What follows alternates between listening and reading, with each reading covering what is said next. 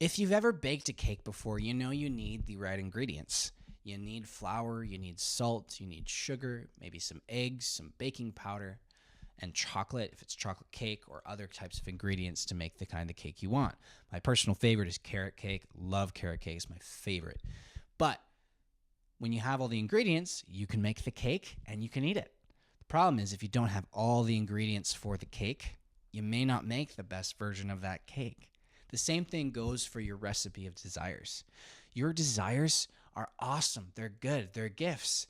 But when your own recipe of desires is messed with, when it's tampered with, when somebody or something twisted that desire in your recipe, it no longer is a healthy recipe.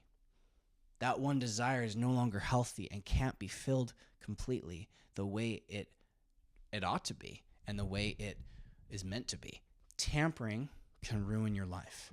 When you're on the adventure of life and you're searching for the treasure, tampering is the dragon that you must slay. It's between you and the treasure.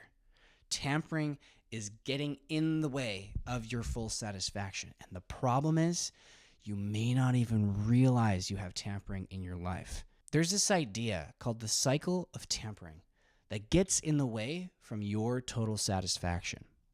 When a desire is born in you, it's like a fireplace. A desire is given to you, and this is a flame.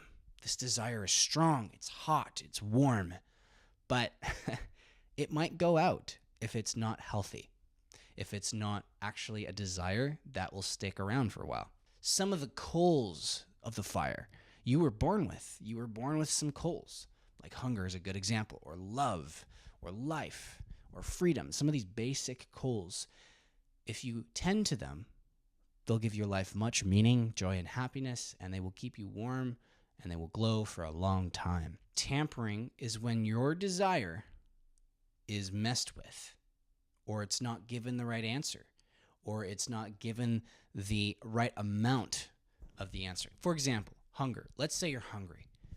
Ask these 3 questions. Where does this desire come from? What does this desire need? And how can I best fulfill it? So, where does this desire come from? Well, my body needs nutrients and it ran out. What does it need? It probably needs some sort of nutrient-rich food, right? Well, what can I do best to fulfill it? Well, ice cream and cookies every single time, over and over and over, every time I'm hungry, is probably not the best answer.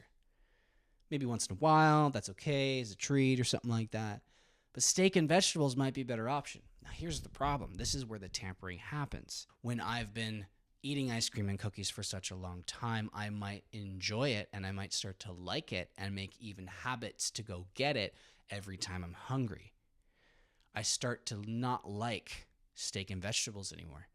I start to distaste it. It's uncomfortable. It's frustrating. It's annoying. It tastes absolutely gross.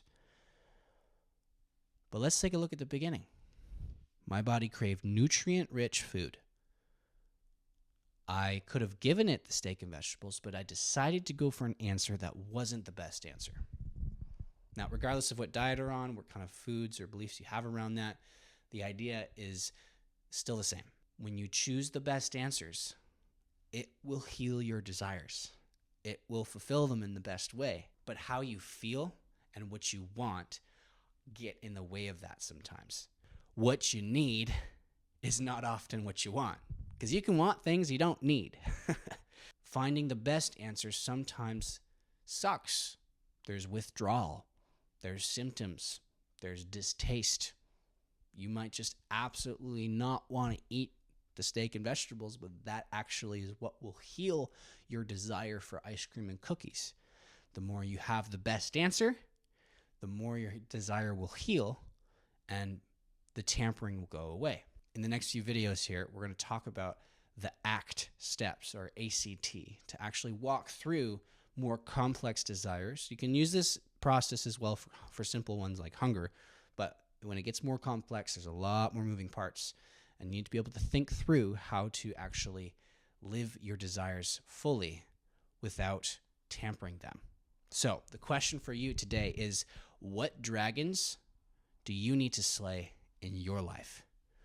Where's the tampering in your life? Maybe there's a desire you didn't realize there was tampering. Or maybe if you don't even know, you might need to find some help. Where's the struggle? Where's the addiction? Where's the hard area of your life? There's probably some desire that wasn't filled right.